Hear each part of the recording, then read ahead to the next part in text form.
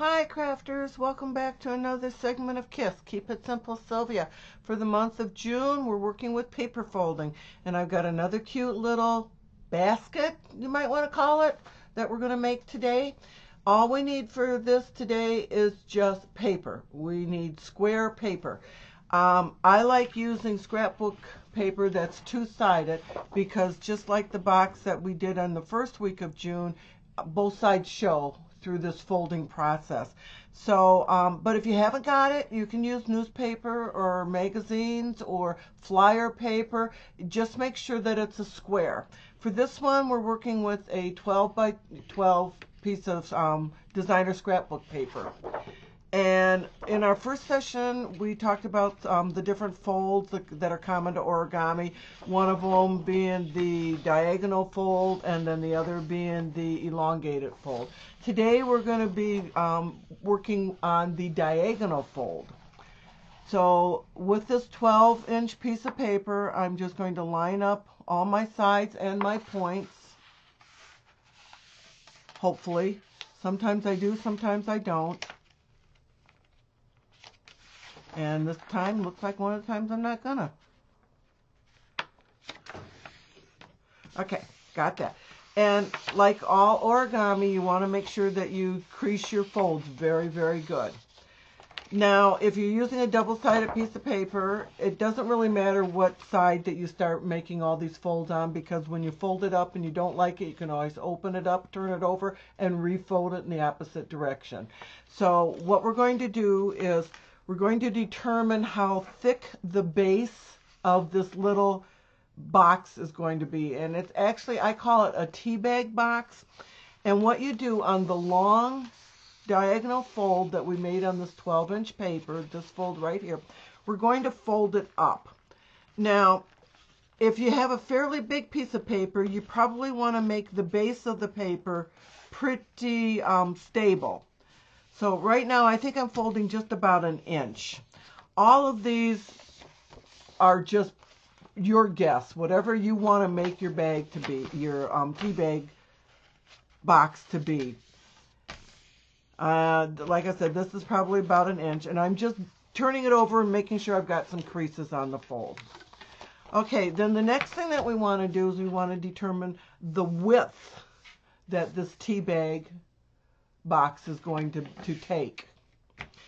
What you want to do to make it easier to make sure that you keep your folds even is on the center line, which is the diagonal fold that we first made, just bring your papers in and make sure that you line up that fold line, and that way it'll keep your edges straight. And you see, I'm just folding. I'm not, I really don't care how big a flap I'm making. And then I'll do the same thing over on this side. Now you notice I overlapped them a little bit. Now I could be making this side a little bit bigger than that side. It really doesn't make any difference to me. Crease your folds real good. And then on that center fold, that diagonal fold that we made originally, just fold your little tea bag holder up.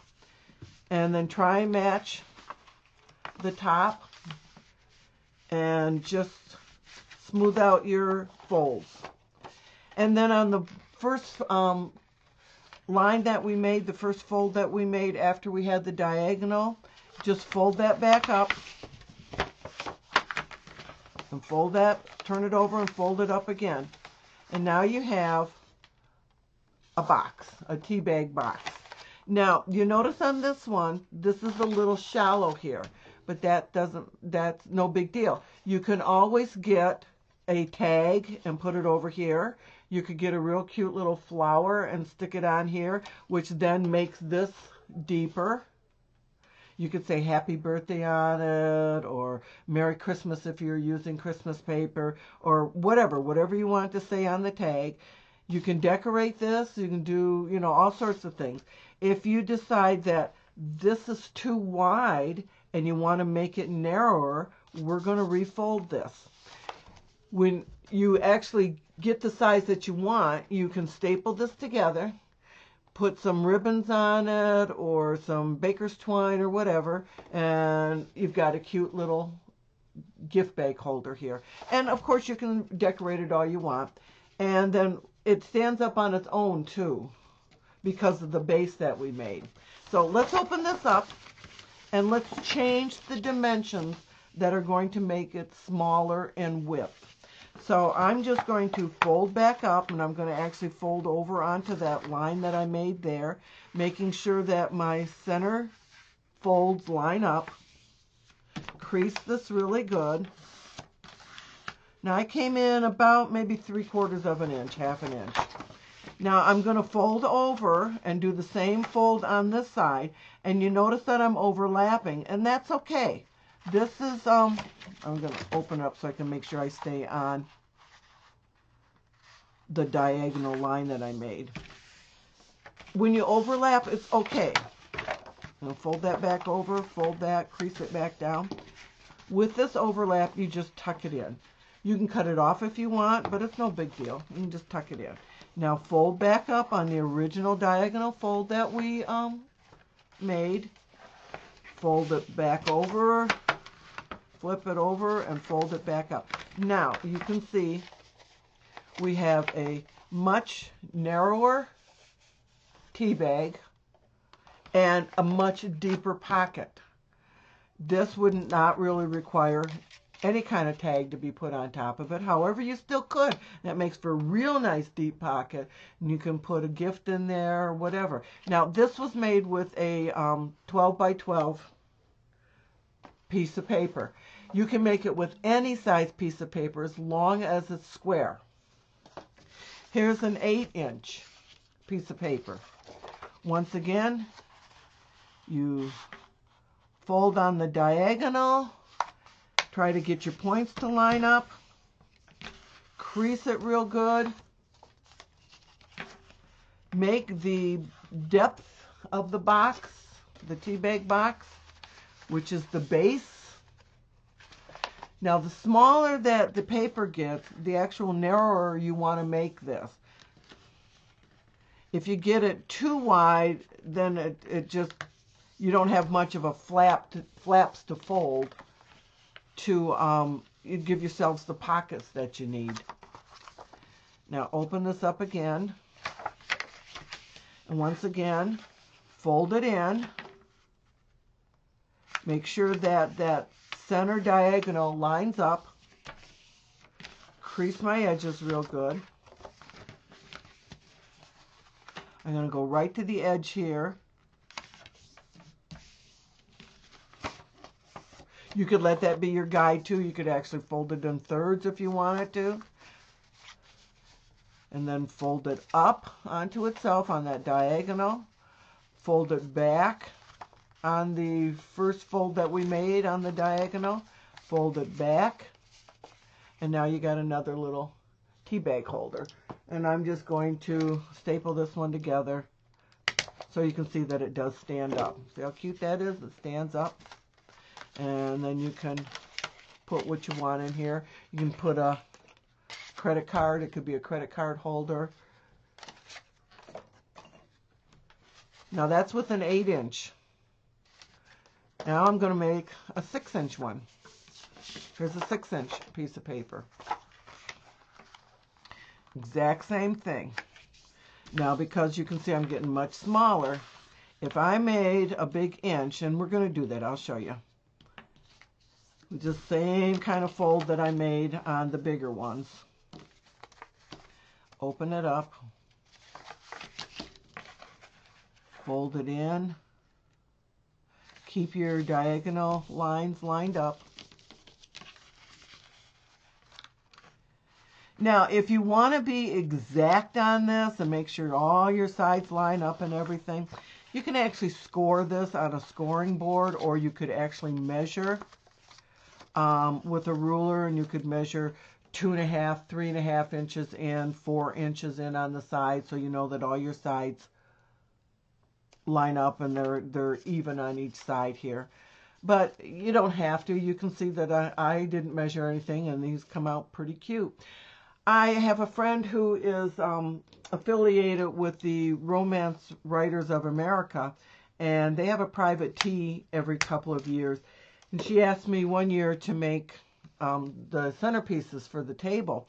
And I made these, and I made them out of very Victorian looking paper and put all sorts of ribbons and stuff on the top and a little tag that said "Welcome Romance Writers of America" on it.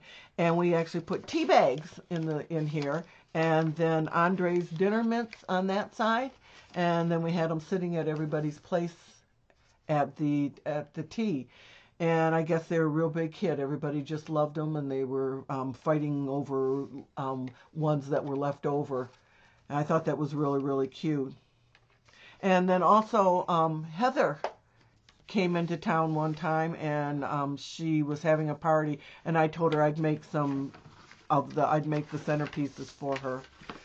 And I made them up. And they were real cute. Here's a little 4-inch piece of paper that we can get real tiny with this. You're going to fold that up again. Crease it real good. It's really, really important to crease it. Now I'm using kind of a heavier stock paper. These hold up a little bit better if your paper is a little more heavyweight. But I've made them both ways. Open it up, fold it, crease it. Trying to find that crease. Fold it, crease it. Oh, one thing I forgot to do, was give myself a bottom base. Now, I'm not going to fold up as high as I did on the other ones because this is a much smaller piece of paper and it doesn't need that big of a base. See, if you forget, you can always go back and redo.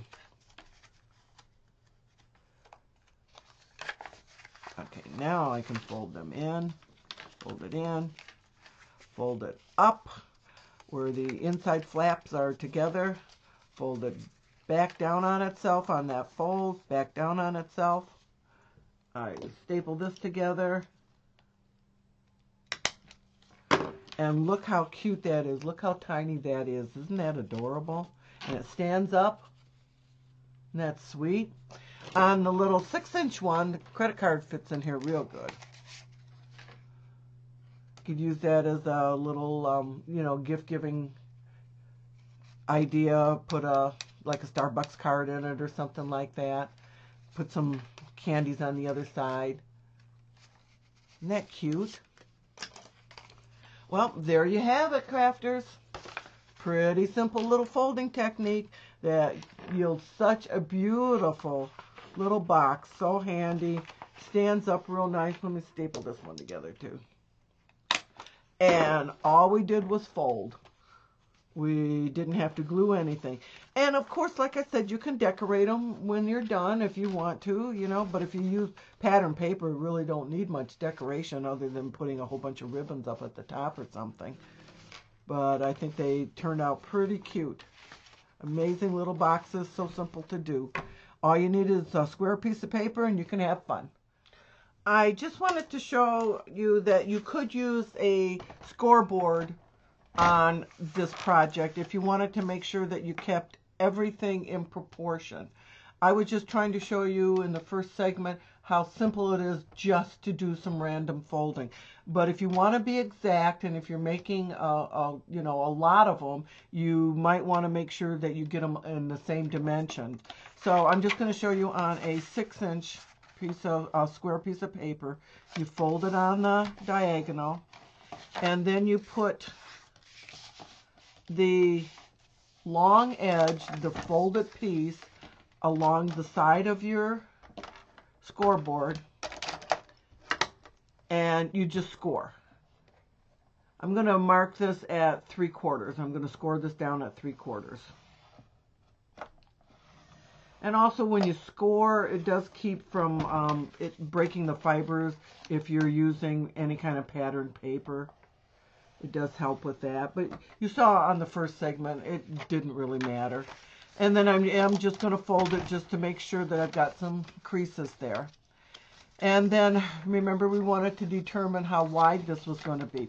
When you do a 6-inch piece of paper and you fold it on the diagonal, it comes out to about 8.5 inches. Now, you could do this mathematically. You could divide that into 3s, and so you've got exactly the same measurements on each side and as you do in the center. or you could just randomly guess. I'm going to, let's just say, let's just do 3 inches. If 3 inches, I just want to see what that looks like. So I'm just going to score at 3 inches. And then I'm going to flip it over. And I'm going to score this side at 3 inches. Now I've made my sides exactly the same. Unlike in the first segment, I don't really know if my sides were the same. You really couldn't tell, and it didn't really make that much difference to me. But if you're doing this like how I did it for the romance writers of America, I want to make sure that everything was exactly the same. So I did score everything and keep everything in the same proportion. And then you just follow the folds that we have made. Fold it up on that initial fold, diagonal fold, fold it back on the first score line, fold it up on the first score line, and now you've got another tea bag box that is equally proportioned on each side here. And I think this one still fits a credit card. Yep, it does. We still can put a little credit card in that. And then you can, you know, like I said, decorate it, do whatever you want to with it. So it's real easy to do it in proportion. If you don't have a scoreboard, you can just use a ruler. All you have to do, I got another one. Okay, all you have to do is just measure in. When you get this folded, just by using a ruler without a score. You know, 3 inches. Okay, here's 3 inches. I'm going to just fold that in. Oh, first of all, I did it again. Got to put that little line on there, and I'm just going to just guess at this one. Okay, and then I'm going to fold in at 3 inches on this one. I'll turn it over. I'll do another 3 inches on this side, just measuring.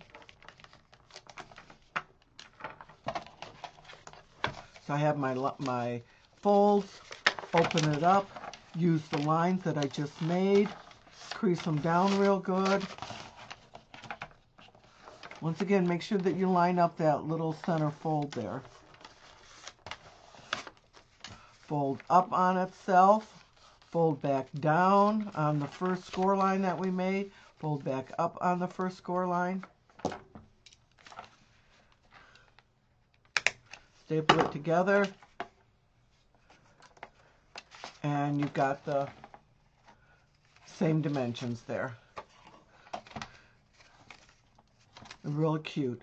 So thanks again, crafters, for joining me on this segment of Kiss, Keep It Simple Sylvia, showing you how to make a cute little gift card holder. These work really good as place holders if you're having a dinner party or something, and you put your guest's name across the front here, and you could put like after dinner mints in it, or little trinkets if it was a holiday type party or something. So it just simple, simple, simple. Easy little project. All it requires is just paper folding and a staple if you want to push it to hold it together, or you could punch a hole in it and put ribbons in it and tie it together. Very easy. Well, thank you, crafters, for joining me on this segment of Kiss, Keep It Simple Sylvia, and I hope that you join me again next week where we have some more paper folding. Bye for now.